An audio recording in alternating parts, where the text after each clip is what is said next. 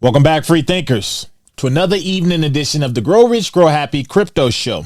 Now, before I get started, I want to say something. There's not always something to report on different projects out there. And that's the part that I feel like some crypto investors might fade off. You kind of forget the goals you set when it comes to some of these crypto projects. Let's face it, everyone loves a good hype story or something that's major happening with crypto projects. But history has shown me that sometimes it's when you're not hearing anything at all, kind of like with God, that's when the biggest shifts and changes are happening with a project or within your life. So you just have to stay the course. And sometimes you have to go out and actually actively look for some information. Well, I didn't have to do that with this particular episode, as Jay Razzo, the writer extraordinaire when it comes to crypto and just digging up breadcrumbs and connecting a lot of dots. He reached out to me and had me look at something. And when I looked at it, I said, woo, this one is fire. So much so, I said, I'm going to talk about it on today's episode. So what we're going to talk about, guys, but before we do me a favor, smash that like button, give me a sub, all the good stuff. Hit that bell notification, look down below, get your cold storage wallet, get you a Tangem. I'm just going to start telling you, get a Tangem. We got 10% discount down below.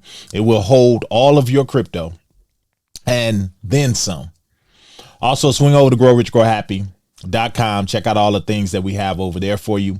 Educational material. Check out my book, Overcoming Self for Crypto Wealth. Now, let's talk about banking first. I want to set the stage. One of the things that a lot of times as consumers we don't think about when it comes to banking is when you're sending money. Say a family, you want to send $1,000 from your U.S. bank to maybe someone overseas, maybe someone in Mexico, Europe or something. You go to your bank and you want to send that money. Well, they're going to do it, and then that's it. The money disappears, right? It's like magic. But if you was to go and ask the bank, where's that deposit? They might tell you it's going to take 2 or 3 days for it to get there. And they're not really going to know where it is in between. That could be a problem. More information isn't always something that the world needs, but when it comes to your funds, it's something that would help.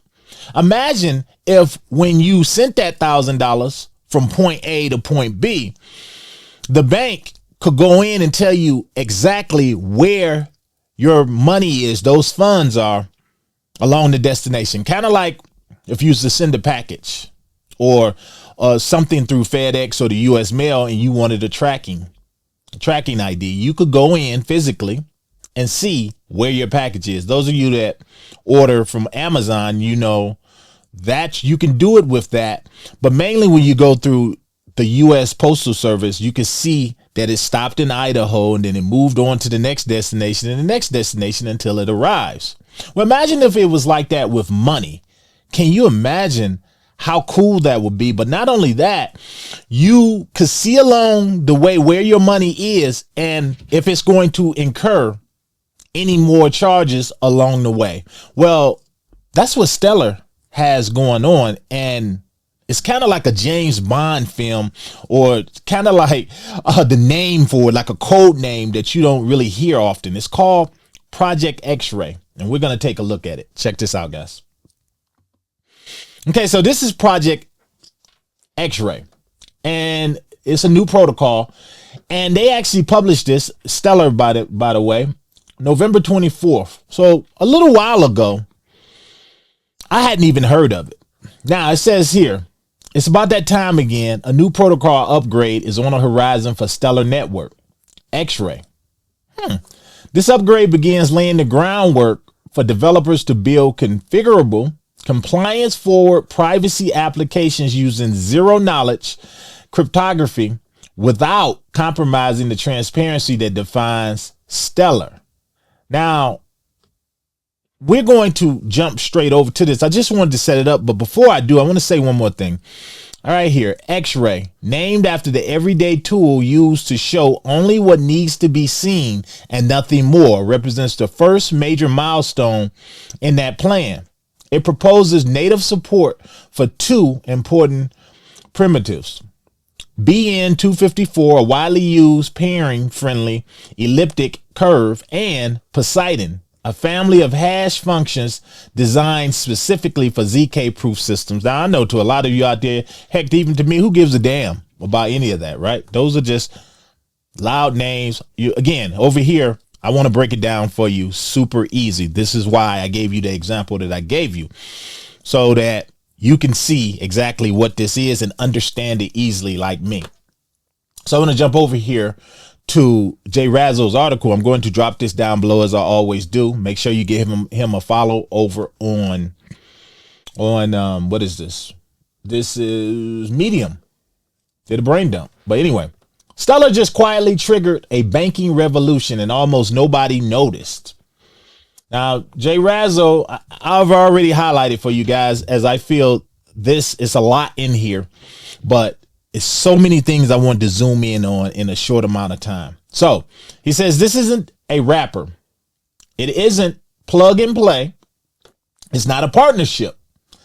It's zero knowledge cryptography built directly into the core architecture, giving developers the ability to create private applications without relying on third-party libraries. You come down here, he says the result is something quietly powerful, a chain that can now support private payments, confidential identity layers, privacy-preserving apps, ZK rollups, secure proof systems, and permissioned financial products, all inside Soroban, all at near zero cost. Now, when I was reading through this article, I started thinking about Zcash and the video that I did, and I referenced some things from Jay Razzo with that, saying that I don't believe that Zcash or Zet could survive in this kind of environment where now ISO compliance is the major gem that a crypto company needs. Because they are so private, I didn't feel like the government would allow something like that, but it seems to be, and this is not Zcash, but there's a way to do it that satisfies all the compliance and the things that Zcash kind of keeps secret and private. There's a way to do it where banks and regulators won't frown upon it. And I believe that is Project X-Ray. So it says here, this is not Stellar competing with Zcash or Monero. It's Stellar preparing for the next phase of institutional blockchain adoption, where privacy is mandatory, but compliance is non-negotiable. Hence, ISO 20022. Why they called it X-Ray? Now, I've already discussed that, but he says right here, banks want privacy. This is it right here. I'm just going to start right here, actually, guys. That's the holy grail for any financial system working in regulated environments. Banks want privacy. Regulators want auditability, and users want control. Zero knowledge provides a way to satisfy all three. So there is a way where regulators can get what they want, users get what they want, and it satisfies everyone on both sides, meaning you get the privacy aspect of it, while the regulators also, they get what they want. You have to be able to play ball in order for cryptocurrency to evolve. All systems have to be a go, and we're going to need regulation. So we're going to continue. The banking domino falls. U.S. Bank begins testing the stablecoin on Stellar. How many of you guys knew this? Let me know down below. If Protocol X-Ray was the first shock, the second came almost immediately after. U.S. Bank revealed it has now begun testing custom stablecoin issuance on Stellar. Guys, you see what's going on now with these stablecoins? We got Metallicus doing it they're allowing the credit unions to be able to issue their own stable coins within their own environment. And now you have the major banks, the big banks, US Bank, JP Morgan, and all of them creating their own stable coin as well. If you're with any of these companies that have properly aligned themselves with, I believe at least, with some of these bigger regulators and these major corporations and banks, then I believe you give yourself a better shot to make long-term profits. Now I'm going to continue. The conversation was usually candid, and this he's talking about right here of a podcast. I believe it was a podcast that went on. The announcement surfaced through Money 2020 podcast episode. This is how he found out. But the conversation was unusually candid. U.S. bank executives didn't dance around the issue. They spelled it out exactly why they chose Stellar. Now, this is what blew me away. I am a Stellar holder. I'm glad I'm a Stellar holder because I believe this next run we have is going to be all utility based, and those that are ISO compliant and are playing ball with the regulators, those are going to be the ones where people see the most influx of cash flow and profits in their investment. This is why I say diversification is key. They needed control. They needed compliance features. They needed reversibility, traceability, and consumer protection. And this goes back to how I always said with credit unions and banks, they have clientele that has been with them for generations and going to be with them for more generations. And they want to be able to service those people without losing any of their money, but mainly their trust. It's crazy that they chose Stellar. But you look at X-Ray, Project X-Ray, and the example I gave you in the beginning, and I can see why. U.S. Bank emphasized capabilities that most blockchains simply don't offer. The ability to freeze assets, the ability to claw back transactions, the ability to unwind erroneous transfers, native asset controls are built into the core protocol. Stellar satisfied all of that. Now I'm come down. Stellar, with this built-in asset issuance framework and compliance-ready architecture, was a natural fit. So what this also says to me, and I got to double down on this whole diversification thing. It's cool if you have a crypto project or a group of projects that you believe in solely, but I don't do that because then I'm trapped in this waiting phase of waiting until your particular blockchain or this particular crypto over here number is called.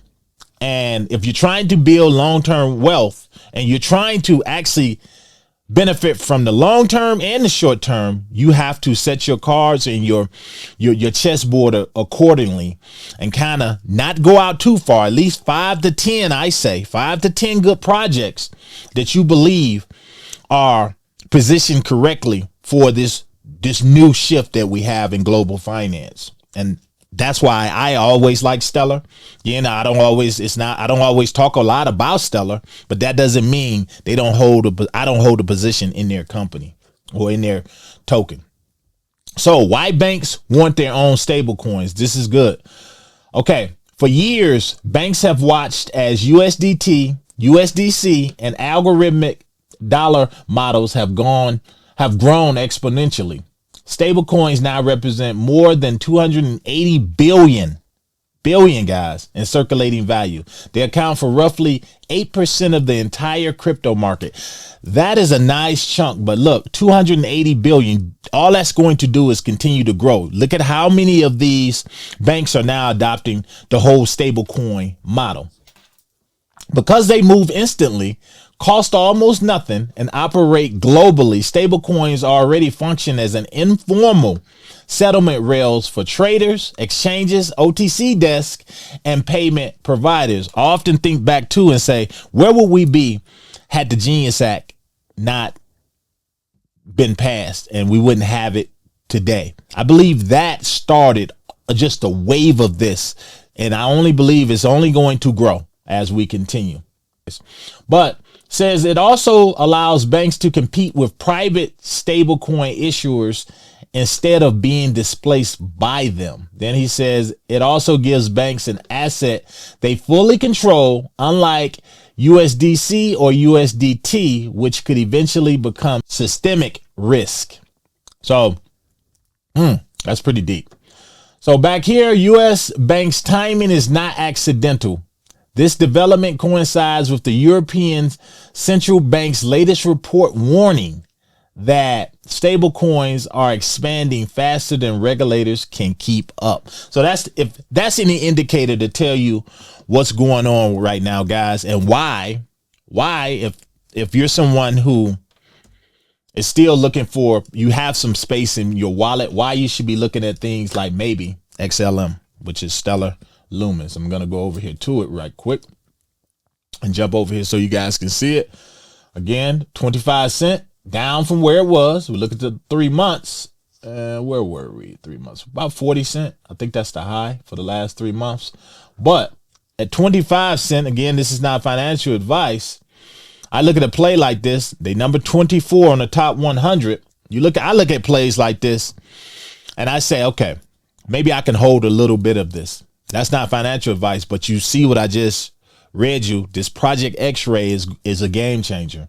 It's basically taking a system that was flowing by carrier pigeon. When I say carrier pigeon, I mean the whole transfer of money in the banking system, and it transforms it into something like a FedEx or the U.S. Postal Service, where now you can track your money and it remains private. Project X-Ray, I believe it's only going to continue to increase the benefit and the value of Stellar long term. But again, it's not financial advice. I'm not telling you guys nothing you don't know, especially those of you who hold Stellar.